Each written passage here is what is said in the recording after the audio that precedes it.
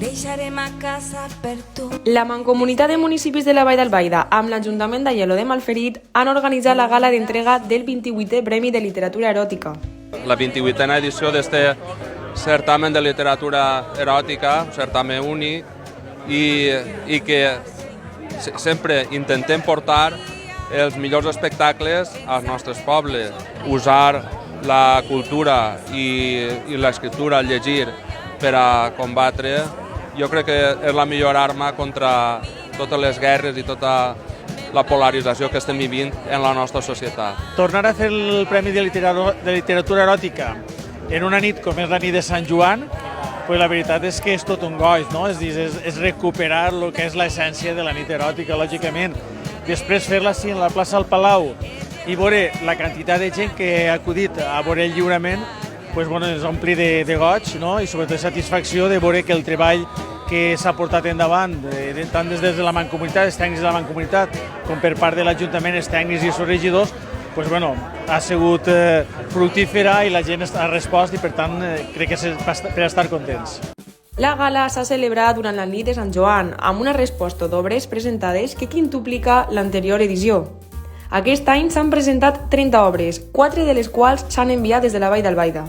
Altres 10 des de la resta de la Comunitat Valenciana, 15 obres rebudes des de Catalunya i fins i tot una s'ha presentat dels Estats Units.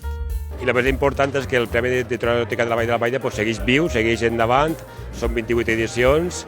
Felicitar a la guanyadora, estem pendents de veure el seu llibre i realment la valoració és superpositiva, estem molt contents del resultat i molt contents de seguir promocionant tant l'escriptura en valencià com la literatura eròtica, que ens distingueix com a mancomunitat.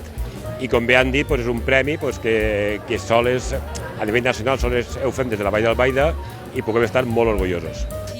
L'acte ha estat conduït una vegada més per Ad Libitum.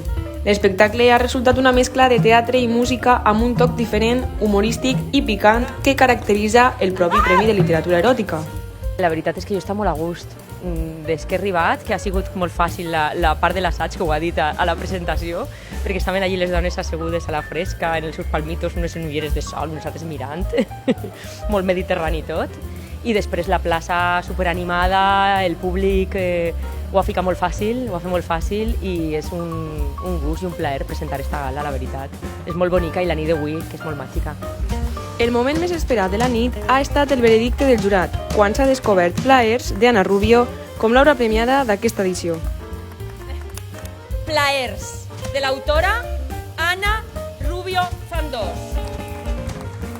Ara estic en un núvol. És un moment molt feliç, molt màgic i estic molt contenta i sobretot estic molt agraïda a la Mancomunitat, al Premi, al jurat, a vosaltres. Molt contenta. En definitiva, ha estat una nit màgica en la que tots i totes han pogut gaudir d'aquesta part de la literatura.